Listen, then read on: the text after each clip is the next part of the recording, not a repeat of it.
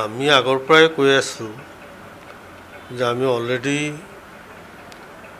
প্ৰথম আমাৰ এটা মিটিং হৈছিল, সেই মিটিঙতেই আমি গৌৰৱ গগৈক দায়িত্ব অৰ্পণ কৰিছিলোঁ সভাপতি ডাঙৰীয়া, যে তেখেতে হাইকমাণ্ডৰ লগত কথা পাতি যি সিদ্ধান্ত ল'ব তাতে আমি একমত।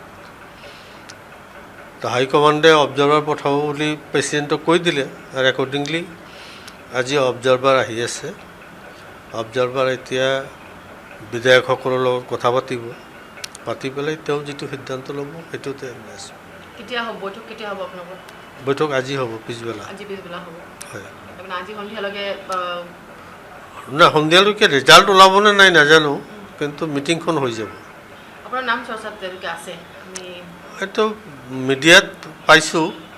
তেনেকুৱা প্ৰেক্টিকেলি হাইকমাণ্ডে যিটো সিদ্ধান্ত ল'ব সেইটোতে আছে। সেইটো আমাৰ পৰ্যবেক্ষক ইয়াতে ডিক্লেয়াৰ কৰিব না AICCত গৈ ৰিপৰ্ট ছাবমিট কৰাৰ পিছত তাৰ পৰাই ডিক্লেয়াৰ কৰিব, এইটো কথা আমি গম নাপাওঁ।